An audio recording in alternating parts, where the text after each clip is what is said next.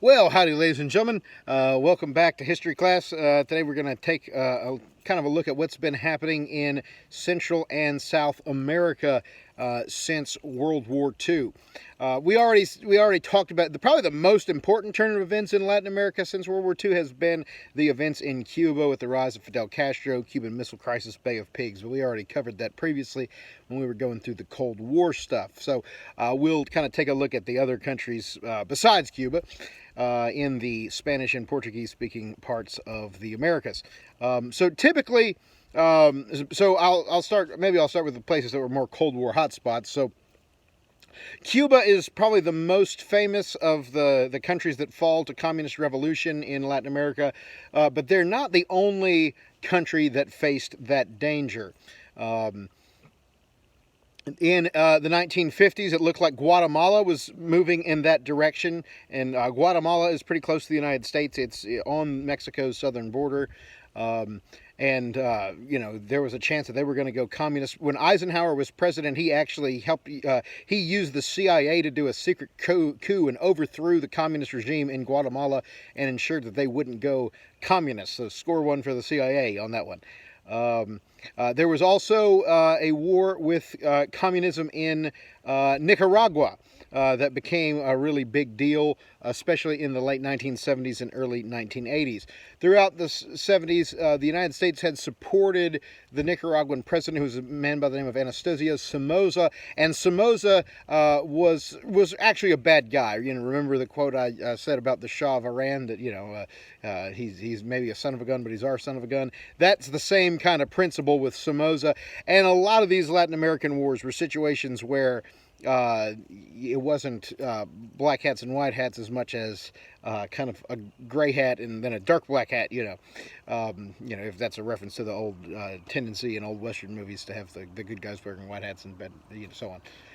So Somoza was not a good guy, not someone who we ordinarily would have supported, but we supported him just because he was, opposed to the communist or whatever. But eventually there does get to be a communist revolution, as they were led by a group known as the Sandinistas. And the leader of the Sandinistas was a man by the name of Daniel Ortega. And the Sandinistas were pretty bad people, killed a lot of folks, like all these groups, terrorist attacks, the whole nine yards. One thing that caused communism to take root in Latin America a little bit, you got to remember that the experience of the countries that emerged out of the Spanish colonies is different than the ones that emerged out of the English colonies in America and Canada, because the ones that came out of the English colonies, there were, especially the United States, even more so than Canada, there was always a strong middle class because there was kind of limitless opportunity for expansion within the colony, and you didn't have a deeply stratified social system. But in the Spanish colonies, if you remember, with the hacienda system and all this stuff, you had this really ornate kind of social hierarchy that often was somewhat racialized, and the descendants of the Spanish settlers were the aristocracy, and then below them you had the Creoles, and then you had your mestizo populations, and then the Indians at the bottom of the totem pole. Was kind of the way things functioned in the Spanish in the days of the Spanish control.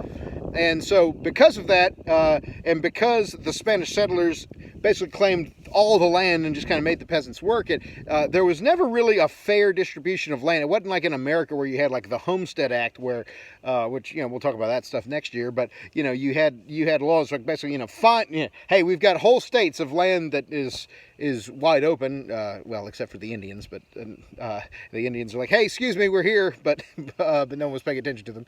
But we'll talk more about that next year.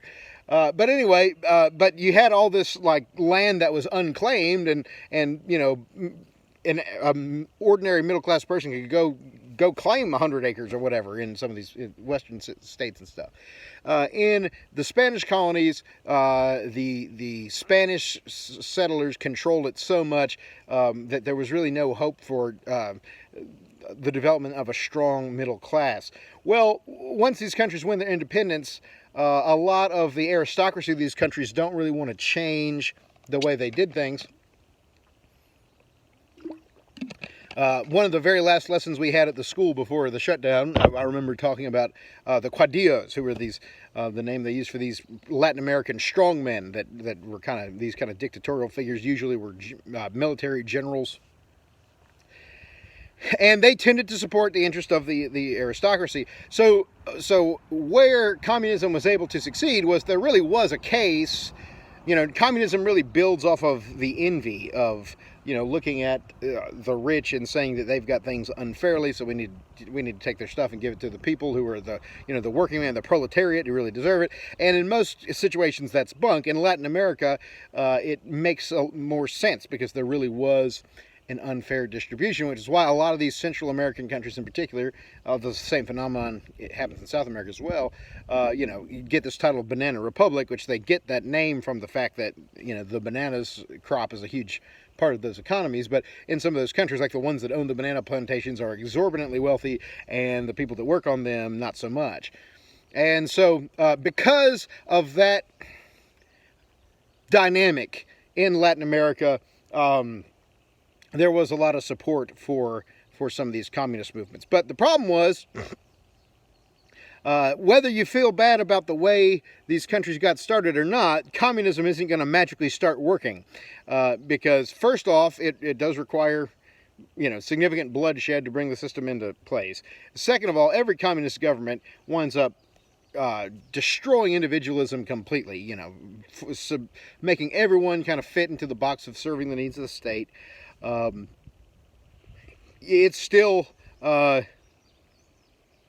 you still don't want to have a situation where, let's say that your great-grandfather was one of these people that had this big estate when other people were. You inherited it fairly. You didn't necessarily do anything wrong. Are you going to suddenly support the government trying to come in and take your stuff now, because they think it was unfair 100 years ago? Most likely not, right? So obviously there were, not everyone was a fan of these communist movements. There also was some support for them. So Somoza in Nicaragua is one of these guys. He's a kind of a military dictator type fella. And the Sandinistas are basically a communist terrorist group that tried to overthrow Somoza. Ultimately, they are successful, but there's this long civil war. Those that had come out of the Somoza regime and wanted to restore either military rule or some form of democracy or any kind of anti-communist government, they formed a rebel group known as the Contras. And if you're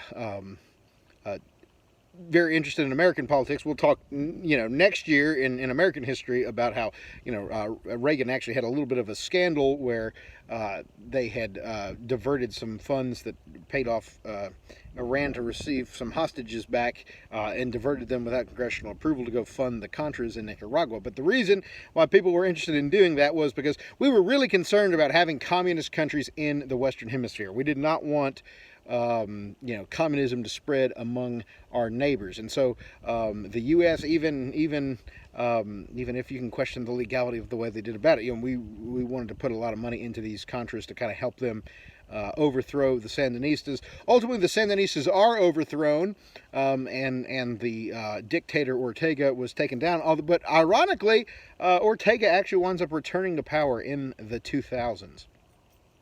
There was another civil war involving communist forces in El Salvador, and this one turns really, really nasty, really, really bloody. You would not have wanted to live in El Salvador in the 1970s and 80s, I can promise you. And if there's one country where the regime was as bad as the Communist Party was, it was probably the situation in El Salvador. The El Salvadorian government had these roving death squads that were basically hired just to go around and start murdering people that were sympathetic to the other side.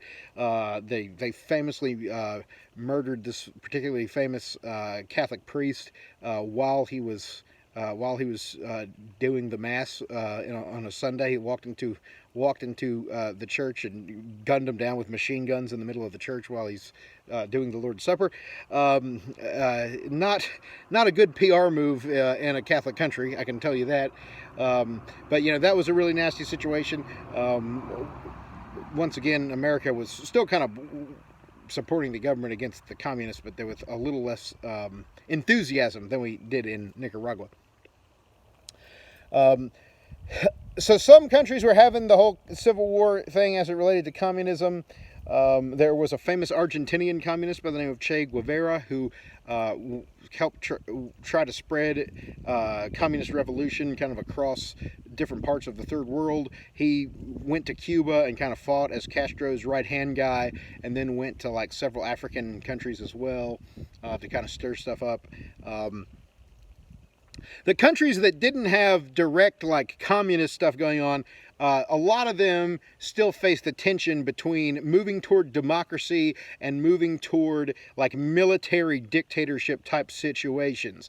And sometimes you would get leaders who would have like a little bit of that if they weren't quite communist, they still had a bit of a leftist bent, and sometimes they would try to do things to appease the peasants over against the military and the church and some of the other figures that would have opposed them. So one example where that happens is in Argentina.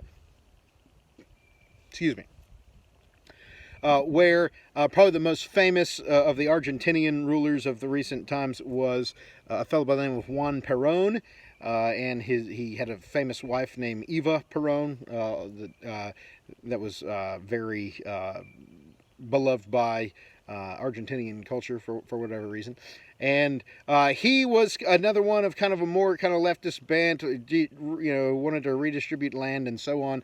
And for years, he was able to kind of use his popularity with the peasants over against some of the military and Catholic Church interests that wanted him out. But ultimately, he gets overthrown in a coup in the late 70s, I think, by a military coup. So Argentina kind of gets government by generals for a little while. One of the last remaining British colonial possessions was the Falkland Islands, which was an island chain off the coast of Argentina that was still belonged to Great Britain. In, I think it was 1981 or 82, Argentina claimed the land back. They said that they were taking the Falkland Islands back. And in kind of surprising turn, because Britain had pretty much given up on most of their empire, the British government under the leadership of Margaret Thatcher actually decided to actually go to war over the Falkland Islands. And so Britain and Argentina go to war in 1982. The British win and the Falklands stay with them for a period of time.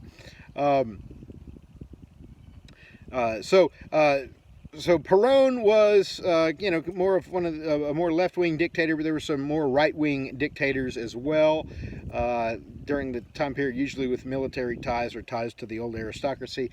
One of the most famous ones was a Chilean fellow by the name of Augusto Pinochet.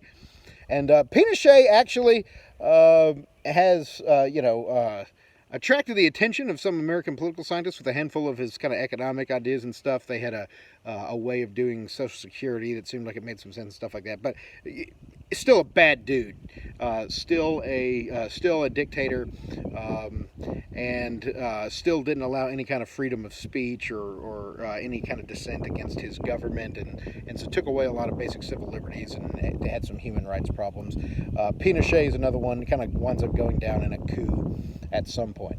So a lot of these countries had some issues with stability. Then there's kind of another class of Latin American countries where there was kind of this constant struggle between trying to push toward democratization away from dictatorship, which by now most of the Latin American countries are now democracies. Most of them were dictatorships 100 years ago, but over time, over the back half of the 20th century, most of them start to change over slowly. Some of them passing through a military dictatorship phase. And then there's a couple countries have to deal in particular with real problems of corruption, where the government was really controlled, especially by organized crime cartels, especially once drugs become such a big business in the 60s, 70s. You really start to see, particularly in, most especially in Colombia, but also in Mexico and some other places, you start to see more and more countries deal with a lot of instability because of narcotics trafficking. Colombia, for much of the 70s and 80s, is functionally run by the cartels. They have presidents that on paper, at times they were, the drugs were never officially legal. On paper they were still supposed to be arresting them and so on. But the reality was a lot of the leadership, from the police to the judges to senior officials in the Congress or whatever, even presidents, a lot of them were in the pockets of the cartel. There was one Colombian drug lord named Pablo Escobar who got so wealthy that he actually had his own nuclear-powered submarine that he used to, he literally would deliver packages of drugs and torpedoes, using this submarine so people wouldn't get caught carrying them in. Was so wealthy that he and another drug lord would compete against each other. They would fly in international soccer all-star teams from Italy, Argentina, all over the world, and get them just to play in their backyard and gamble on the games. Just unbelievably wealthy, but just controlled the country because no one, he owned everybody. And he's finally brought down, largely with the help, American intelligence and the CIA contributed a lot, because in the 1980s, there's a massive crime wave in the United States, and a lot of it has to do with the introduction of crack cocaine. It really turns America's city streets into a war zone for much of the 80s and early 90s. So this leads to a few presidencies, especially Reagan and Bush Sr., and on into Clinton and Bush Jr. as well, to be really diehard in the idea of opposing, the foreign drug trade, and to the point that when Bush Sr. is president in 1991, we actually overthrew the president of Panama. Was a fellow by the name of Manuel Noriega, and he was getting rich largely off of drug trafficking, and was flooding the American streets with cocaine and stuff. And so we actually sent in military troops and overthrew the government of Panama in 1991 or 2, somewhere in there. It's a similar thing. So anyway, we contribute a lot to bringing down Escobar, but in the whole process, it was civil war. And the problem with that Colombia had back then, and that Mexico is having a little bit now with some of their domestic affairs, is that when the army goes to war against some of these drug cartels, it's an even fight. Some of these drug cartels have the same kind of equipment that the armies have. So a lot of violence in Colombia, bombings, people that do try to do anything about the drug trade, a lot of them would wind up getting killed, and some of those cities became very, very unsafe places to live. Let's see, Argentina, Panama, who else haven't we covered? One of the countries, two countries that kind of transitioned from being dictatorships to democracies in the last 50, 60 years were Brazil and Mexico, and they kind of followed fairly similar paths. Mexico had one party called the PRI that really controlled the country for decades, and because they didn't have a real strong second party, it was really hard to affect any kind of change in the government. Kind of created a good situation for corruption and so on. In 1992 or 3, maybe 4 at the latest, somewhere in that stretch between 92 and 94. Somewhere in that stretch, the United States, Canada, and Mexico all sit down and they sign something called the North American Free Trade Agreement, or NAFTA, which was a free trade deal that lasted until just a couple years ago. President Trump just opted out of it and tried to replace it with a new deal. It's basically the same thing with the rates adjusted and stuff. But basically, there was the agreement that there would be no tariffs, so no import taxes or export taxes on any goods moving between those three countries. And that has been a tremendous thing for the economy of North America. Some Americans don't like it because they say it led to a lot of jobs being shipped out of the country. I think that's actually a little bit unfair if you actually look at the economics of it. Most of the loss of manufacturing jobs that people blame on sending jobs to China or Mexico or whatever, or actually have been replaced by robotics. Is actually what the issue is. They've been automated to where they don't have to hire as many laborers to do the same amount of work. That's kind of the real culprit of the fall in the number of American manufacturing jobs. But nonetheless, NAFTA on paper probably enhanced the American economy overall, while it did kind of have an impact on a handful of American towns. But it was unquestionably a good thing for Mexico and brought up the standard of living in Mexico quite a bit. And people were able to scratch out much better livings after that. And Mexico has a little bit more of a middle class than it did at one point in time. It's still a largely poor country. It's still a lower standard of living, but there are obviously some extraordinarily wealthy Mexicans as well, and now you also have more of a middle class than you used to have at sometimes. They've started to have some cartel issues the last few years, though maybe the last decade or so. It used to be pretty safe together. Now it's a little bit less so, but because of all the cartel violence. Let's see. Oh, yeah, Venezuela. That's another one we should cover. So another major turn of events in a country in Latin America during the last few years was in Venezuela, and Venezuela took a really tragic turn. Venezuela was actually the most prosperous country in Latin America as of probably 1990 or so. If you went back to that time period, and part of the reason for that was because Venezuela has an advantage that very few countries in this part of the world have, which is that they have large oil reserves. There's some oil in the United States, more than there used to be. We're a little less dependent on Middle Eastern oil than we used to be because we've found some new ways to get oil here. And Mexico has a little bit of oil as well, but Venezuela had the most oil of anyone in the Americas at that time. And in fact, Citgo, I believe, is the gas station chain that is actually partially owned by the Venezuelan government. Well, that was then, this is now, because in the late 90s, right around 2000, around 99, 2000, Venezuela falls to a coup by a hard left-winger by the name of Hugo Chavez. And Chavez is, I don't know if he dots every I and crosses every T to call him a communist, but he's functionally a communist for more all intents and purposes. If he's not a communist, he's an extreme socialist. So Chavez takes over and starts doing all this, left-wing stuff, redistributing property, nationalizing industries where they took businesses and put them under control of the government, heavily regulating everything, moving against, the leadership class of the country in different ways, kicking out American investment, all this stuff, and he was supported by Castro and people of his nature. And Chavez takes a country that was prospering and doing very well and runs it into the ground, and winds up causing deep instability. Economy starts to falter. Chavez winds up getting replaced by a guy by the name of Nicolas Maduro. Is Chavez's successor when Chavez finally kicks the bucket.